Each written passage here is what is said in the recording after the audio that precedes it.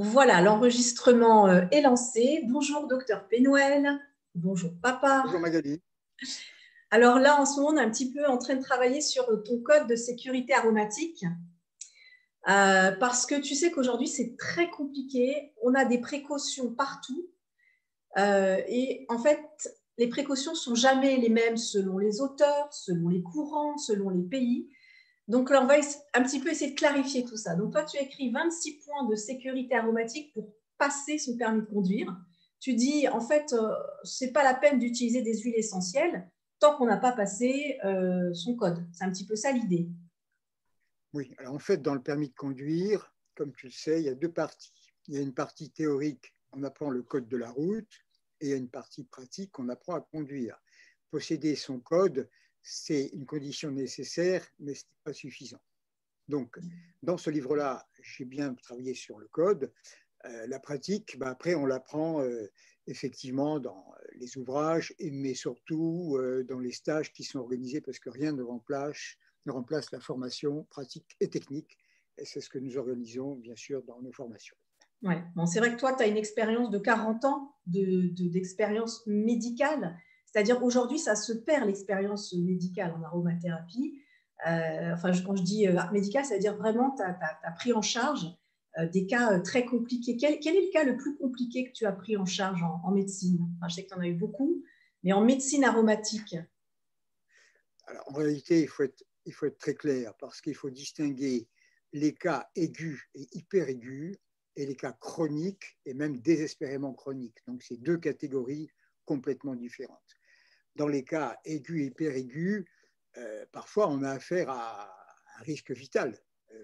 Si on n'agit pas, la personne peut perdre la vie. Et dans ces cas-là, effectivement, on n'est pas du tout dans le cadre de ce code de la sécurité aromatique. C'est ce que j'ai bien expliqué. Je crois que le plus important dans ce que j'ai expliqué dans ce livre, c'est de bien se dire que je conduis normalement quand tout va bien. Si je ramasse un blessé sur la route qui n'a plus qu'une demi-heure à vivre parce qu'il y a une hémorragie, si je respecte le code de la route, je le condamne à mort. Ouais. Donc non seulement j'ai le droit de ne pas respecter le code, mais j'ai même l'obligation de ne pas respecter les règles parce qu'il y va de la vie. Et Tu donc te rends dans compte ces cas-là, d'entendre ça, j'ai le droit et j'ai le devoir de ne pas respecter les règles, il faut l'entendre. Alors, juste pour bien, on imagine que tu es comme, par exemple, un ambulancier ou un pompier, à un moment, il faut qu'il grille les feux rouges. S'il ne grille pas les feux rouges, la personne, elle meurt. Est-ce que toi, tu as eu dans ta vie de médecin en aromathérapie, tu as dû griller des feux rouges? Alors, pour toi, peut-être, est-ce que tu as déjà testé sur toi-même, tu as déjà grillé des feux rouges sur toi-même? Je précise juste, ça ne veut pas dire qu'il faut le faire. Ça ne veut pas dire qu'il faut le faire, mais au moins, ça permet d'ouvrir une vision un peu différente. tu sais, c'est ce que tu dis souvent dans la méthode Montessori. Il faut se donner les conditions de la réussite. Parce que si on dit je n'ai pas réussi et qu'on n'a pas donné les conditions de la réussite, c'était un échec assuré d'avance. Hein, c'est self-fulfilling prophecy. Donc, tu donnes les conditions de la réussite.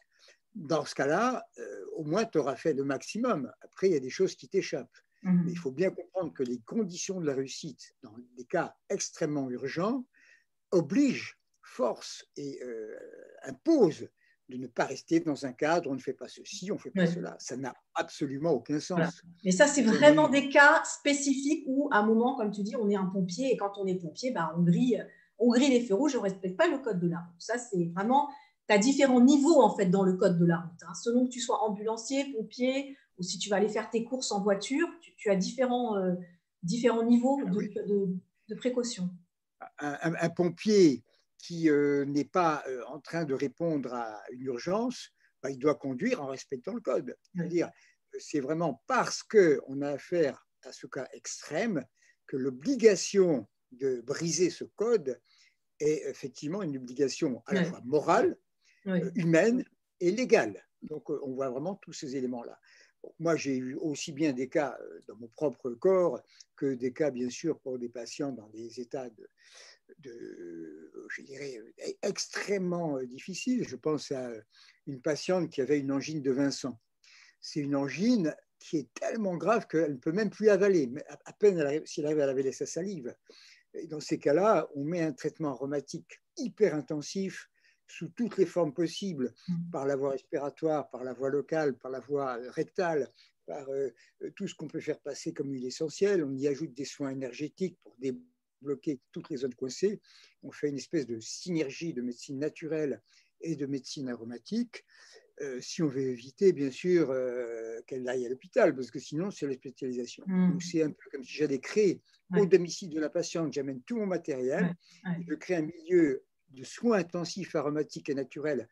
Et à ce moment-là, on s'aperçoit qu'on arrive à s'en sortir, mais il faut une grande force de conviction, une grande expérience, parce que si on se montre hésitant et douteux, la personne a tellement peur qu'elle va demander à être hospitalisée. Donc les conditions psychologiques, comme tu le sais Magali, sont fondamentales dans ces cas-là. Dans les cas désespérément chroniques, c'est complètement différent parce qu'on a affaire à une personne en ruine. Donc il faut à la fois mettre en place un programme qui soit, je dirais, efficace, tout en étant respectueux de ce que la personne peut accepter comme soin. C'est un peu comme une maison en ruine, tu comprends? Dans un cas, on a une maison qui prend feu, alors on amène la lance à incendie, il y aura un peu des dégâts des eaux. Mais si on a une maison qui est tellement fragilisée qu'on donne le premier coup de marteau, elle va s'écrouler. Donc, et ça, j'en parlerai beaucoup dans ce qu'on va aussi commencer à travailler pour la voie orale, même si on ne va pas approfondir le pathos, on va rester dans la physiose, mais de bien créer les cadres, la contextualisation, je l'ai vraiment dit, c'est vraiment ça qui est essentiel. Je crois que c'est ce qui manque beaucoup aujourd'hui dans le monde de l'aromathérapie. On a des précautions générales, on a des recettes générales, mais en fait, le cadre n'étant pas posé, eh bien, dès qu'on sort du cadre, on ne sait plus, on n'a plus de réponse. Pourquoi? Parce que je crois qu'on n'a pas, moi j'appelle ça empowerment, enfin, c'est en anglais, c'est-à-dire donner le pouvoir de comprendre. Et dès lors où tu as compris, où c'est clair dans ta tête, eh bien, tu peux faire des bons choix. Alors, pour en revenir à avant de brûler le code de sécurité aromatique, il faut d'abord le passer. Donc, nous, on va rester très terre à terre, même si c'est bon de savoir qu'il y a différents niveaux. Donc, j'ai posé la question sur ma page Facebook, parmi les 26 points, quels sont ceux qui vous intéresseraient le plus? Il y en a 3 qui sont ressortis. Et là, on va aborder donc le point qui concerne les précautions particulières pour les sujets allergiques. Alors, les personnes allergiques, on entend beaucoup de choses. Tu connais comme moi, si tu places une goutte d'huile essentielle au creux de ton poignet et si ça devient rouge, c'est que tu es allergique. Et toi, tu dis ça, c'est complètement faux. Bon, alors déjà, on va remettre les choses dans un bon contexte. Les personnes qui se savent allergiques, soit elles-mêmes, parce qu'elles ont déjà fait soit du rhume des foins, ou ce qu'on appelle la rhinite allergique, soit des réactions asthmatiques, soit des problèmes de réaction au niveau de la peau, de type eczéma de contact ou eczéma atopique, soit elles savent qu'elles sont dans une famille où des allergies existent, et donc elles ont ce risque-là, elles sont déjà conscientes qu'elles doivent faire plus attention que les personnes qui n'ont pas ce contexte-là. Déjà, dès le départ, on a ce qu'on appelle chez nous une identification catégorielle.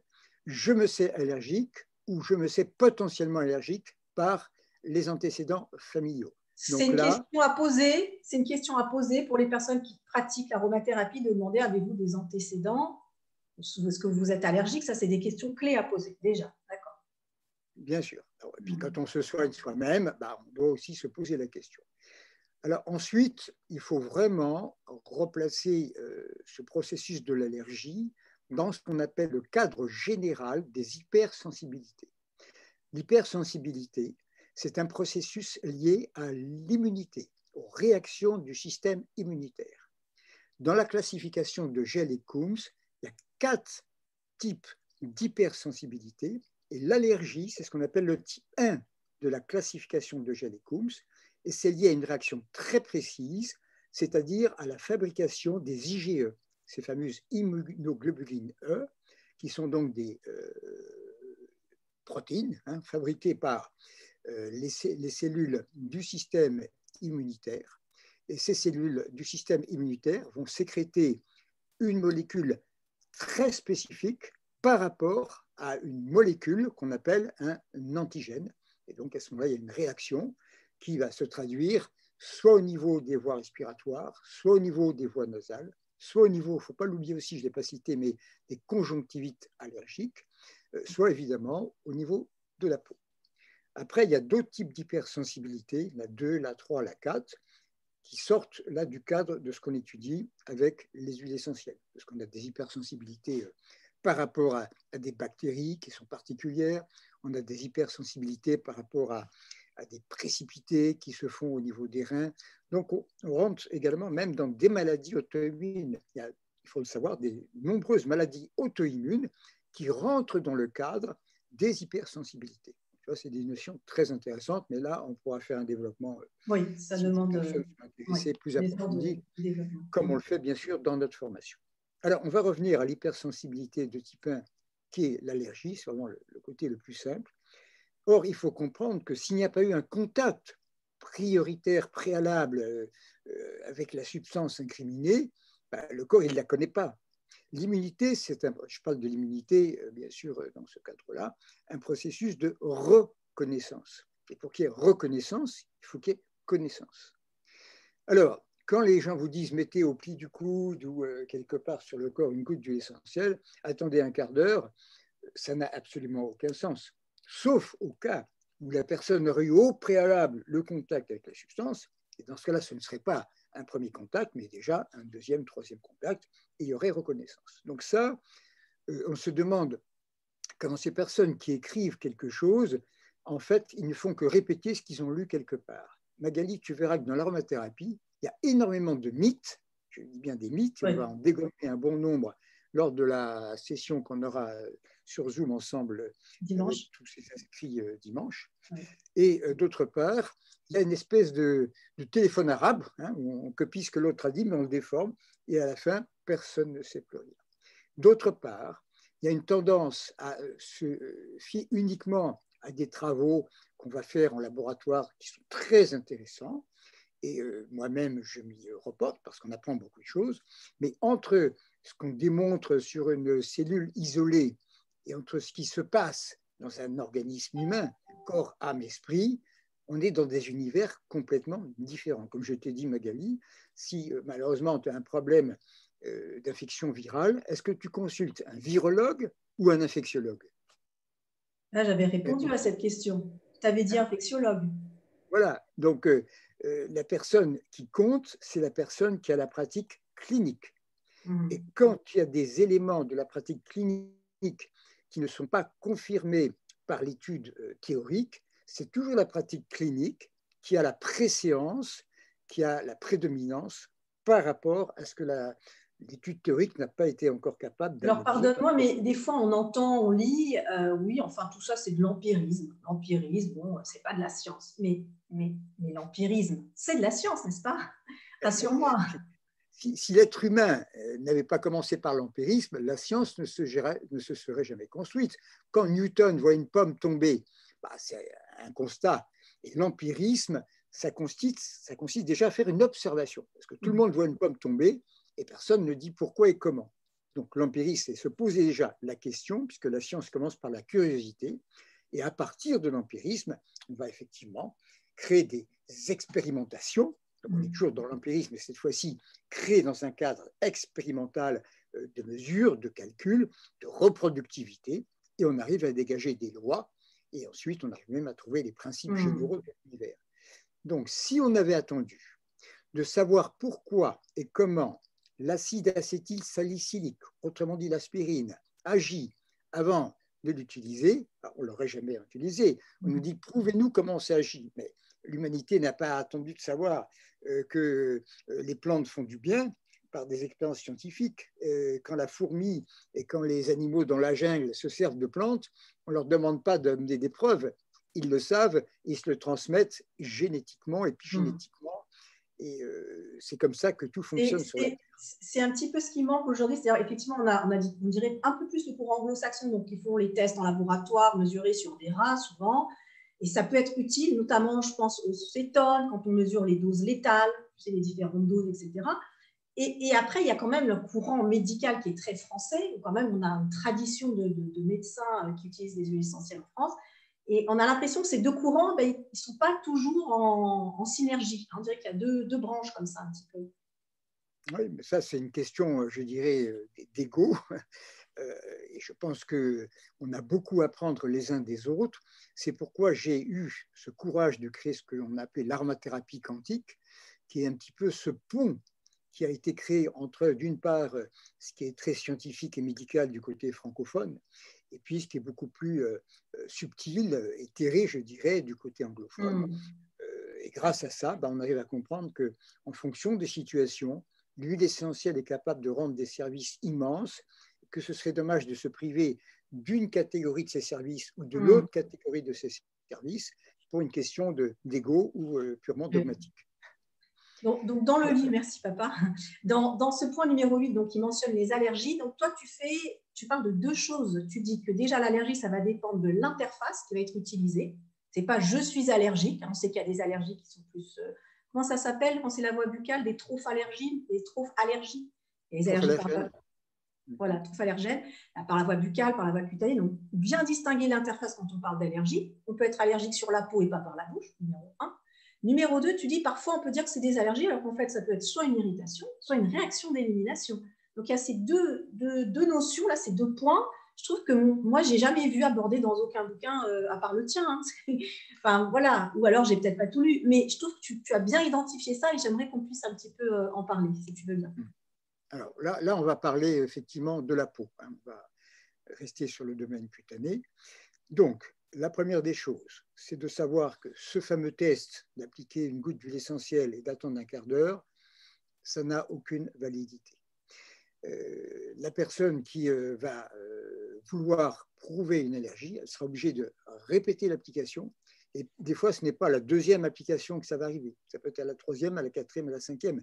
Dans ces allergies de contact, il faut une certaine itérativité et répétition pour que l'allergie puisse se créer.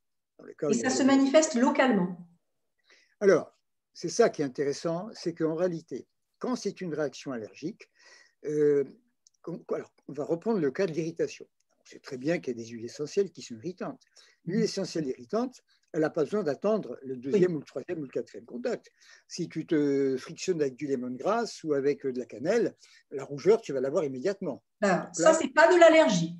Non, ça, tu as irrité ta peau. D'accord. Comme si tu mettais de l'acide sur ta peau, voilà, elle est irritée. C'est une action caustique, agressive, qu'on peut retrouver avec des bases caustiques ou avec des acides, mais bien sûr avec certaines des molécules aromatiques, les plus classiques étant les phénols et bien sûr les aldéhydes monoterpéniques comme les citrales. Mais simplement mettre du citron, de l'essence de citron sur ta peau, tu vas être irrité. Attention, ce n'est pas du photosensibilisation, ça c'est encore autre chose. Encore autre chose. C'est dû au furocumarine, et là il faudra t'exposer au soleil. Et là, je parle vraiment des citrales qui sont contenues dans l'essence de citron. Si tu te mets au niveau de la peau, tu vas sentir qu'effectivement, ça devient rouge, c'est irrité, ça fait mal, simplement parce qu'il y a l'agression de ces molécules de citral, ou dans d'autres cas du thymol, du carbacrol, de l'eugénol et de l'aldéhyde cinnamique. Donc là, on est sur une action purement agressive localement. Quand c'est une réaction allergique, la réaction allergique, elle a tendance à ne pas forcément rester qu'à l'endroit de l'application. Justement, le propre de l'allergie, c'est qu'elle va s'étendre, elle va créer des processus de rougeur, d'irritation, peut-être des petits boutons, et puis souvent, on a envie de se gratter. Quand c'est purement une action irritante, il n'y a pas nécessairement cette réaction de gratouille qui est typique dans les allergies. Donc, dans les allergies, ça va s'étendre et on va avoir tendance à se gratter. Et parfois même, la réaction, elle peut s'étendre d'une manière beaucoup plus générale que l'endroit qui a été touché. Donc là, on voit clairement… Excuse-moi, mais quand ça arrive, on ne peut pas faire grand-chose. Si c'est cesser d'utiliser cette huile essentielle, on a bien identifié que c'est une réaction allergique, qu'est-ce qu'on peut faire là? Pas grand-chose. Là, ce sera à l'avenir une contre-indication à l'utilisation de cette huile essentielle, en tout cas par la voie cutanée. Et faisons bien attention de dire à nos téléspectatrices et téléspectateurs qu'il y a une hiérarchie dans la sensibilité, dans l'hypersensibilité. La voie la plus risquée, la plus dangereuse, parce que la muqueuse est extrêmement fragile, il s'agit de la muqueuse bronchique et de l'alvéole pulmonaire, c'est donc l'interface respiratoire. Ça c'est pas du tout le truc, c'est pas du tout connu. Souvent, on dit attention la voie buccale, mais la voie buccale, c'est la voie la plus costaud. La voie la plus sensible, la plus fragile, c'est la voie respiratoire. Tu vois, il y a une méconnaissance là aussi encore de… Ça se comprend bien. La voie respiratoire, elle est faite pour recevoir uniquement des éléments gazeux, c'est-à-dire elle reçoit l'azote, elle reçoit l'oxygène qui constitue l'atmosphère. Alors, dès qu'il y a des polluants, dès qu'il y a des irritants, on voit tout de suite qu'il y a une réaction de tout qui va se manifester, parce que refuse de respirer ces agressions. Et moi j'avais créé, à l'époque, je me rappelle, j'avais un patient asthmatique, j'étais plein de bonne volonté, je commençais ma pratique aromatique, j'ai mis un aérosol d'Eucalyptus globulus sous mes yeux, en quelques secondes, il a déclenché une crise d'asthme extrêmement sérieuse. Donc, cette voie respiratoire, c'est à la fois la plus sensible, mais aussi la plus dangereuse. On peut mourir d'un état de mal asthmatique, on ne va pas mourir d'un eczéma, d'accord? Donc, c'est pour ça que dans les hôpitaux, quand on veut proposer des diffusions d'huile essentielle dans l'atmosphère, ils sont à juste titre très prudents parce que on ne sait jamais sur qui on va tomber. Et s'il y a des personnes qui ont des tendances à des allergies respiratoires, on peut déclencher des crises pour lesquelles ils se sentiraient responsables. Là, on parle d'une diffusion qu'on appelle active, ça veut dire par exemple sous forme de nébulisateur, mais quand c'est un stick, par exemple, là, c'est encore différent. Il faut bien distinguer peut-être ces deux choses. Oui, non, là, je parle vraiment des aérosols, c'est-à-dire des particules qui vont être émises dans l'atmosphère. C'est différent. Après, si c'est pour mettre quelques gouttes sur le radiateur dans un peu d'eau chaude, c'est quand même beaucoup plus dilué. Hein. Donc, il faut bien distinguer. Mais là, j'étais vraiment dans le système d'aérosols, de diffusion avec les petites verries spéciales. Donc, la voie respiratoire la plus dangereuse, la plus sensible. Ensuite, la voie cutanée. Et ensuite, la voie digestive au niveau des huiles essentielles. Hein. On n'a pas vraiment de trophallérgènes. Le seul cas que j'ai pu voir, et sur des dizaines de milliers de cas, c'était une personne qui avait réagi au baume du Pérou. Alors, le baume du Pérou, c'est vraiment un cas extrême, hyper allergisant. Elle était hyper allergique, et là, même par voie digestive, elle a réagi. Ouais. Je veux dire, sur l'ensemble des cas que j'ai pu… oui, tu n'en as eu qu'un. C'est quand même très faible. Exactement. Ouais. Donc, on a vu la distinction. Donc, attention, la voie respiratoire, mais une diffusion active. On ne parle pas d'un petit sambon, un petit stick. La peau aussi, attention, la voie digestive, apparemment, c'est extrêmement rare qu'il y ait des réactions d'allergie. Au niveau de la peau, on a souvent des réactions d'irritation. Quand c'est des réactions allergiques, ça va s'étendre un peu plus loin et il y a une notion, enfin, cette sensation de gratter. Et on comprend que la notion d'allergie, elle concerne non pas l'immunité innée, mais l'immunité acquise. C'est-à-dire qu'il y a un phénomène de mémorisation. Hein, c'est ce que tu disais. Et on parle aussi de réaction d'élimination. Comment les distinguer? Ça se trouve, c'est une irritation, ça se trouve, c'est une réaction d'élimination. Comment tu fais la distinction? Alors, des réactions d'élimination, il faut comprendre le système de la pensée naturopathique. Et dans ces cas-là, c'est plutôt quand on fait un traitement de nettoyage, et ça peut se produire avec des tisanes, avec des plantes, avec des huiles essentielles, avec toutes sortes de procédés naturels, à un moment donné, le corps retrouve suffisamment de vitalité de manière à expulser un certain nombre d'éléments qui sont des éléments dont il veut vraiment se débarrasser. Et on peut éliminer par la voie rénale, par la voie intestinale, par la voie cutanée et par la voie des muqueuses également crachées, etc.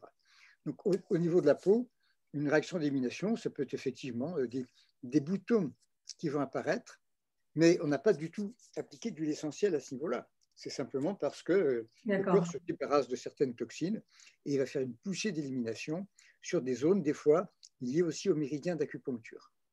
D'accord. Donc, la réaction, quand j'applique une huile essentielle sur la peau, ça peut être soit de l'allergie, soit de l'irritation, mais pas une réaction d'élimination quand c'est appliqué sur la peau. D'accord. La réaction d'élimination, c'est, par exemple, j'ai pris ça peut être des compléments alimentaires, de la phyto, de l'aroma par voie buccale, et sur ma peau, il y a une réaction. Donc l'interface est différente, mais la peau va servir d'émonctoire et d'élimination, en fait. Hein. Tout à fait. Ok, donc ça, c'est quand même très précis, donc il faut bien retenir ça. D'accord. Donc, pour moi c'est clair, en tout cas. C'est assez clair. Je ne sais pas s'il y a d'autres choses que tu voudrais rajouter par rapport à ça. Je voudrais dire que finalement, quand on doit soigner un état allergique, ce n'est pas en respirant des huiles essentielles, ce n'est pas en se frictionnant des huiles essentielles, c'est en entreprenant un travail de prise interne d'huiles essentielles, mais pas que, de manière à bien travailler en particulier sur le microbiote, qui est quand même la partie essentielle dans notre système digestif qui va jouer sur l'immunité. Donc, un état d'allergie, je parle d'un traitement de terrain, ce sera avant tout un traitement par voie buccale. Oui. Et ça, on va commencer à en parler donc dimanche. Lors du Zoom, d'accord. Donc, c'est vrai que la voie buccale, nous, on va parler des huiles essentielles, mais ça peut être des plantes, ça peut être différents types enfin, on va dire de substances. Et on reviendra, mais on ne va pas en parler là, parce que ça, c'est le thème de notre Zoom dimanche. On reviendra à cette notion de oui, mais quand tu prends des huiles essentielles par voie buccale, en fait, c'est complètement transformé par le foie, donc les molécules sont transformées. Il y a plein de notions à clarifier. Donc, je pense que là-dessus aussi, tu auras pas mal de choses à, on va se régaler. Voilà. on va se régaler. Puis nous, on attend les questions de nos youtubeurs, youtubeuses, parce qu'il y a certainement des questions qui vont émerger. Et puis, on y répondra, bien sûr. Alors, merci beaucoup, papa. Bonne journée dans la Drôme. Et on se dit à bientôt. À bientôt. Au revoir. Au revoir.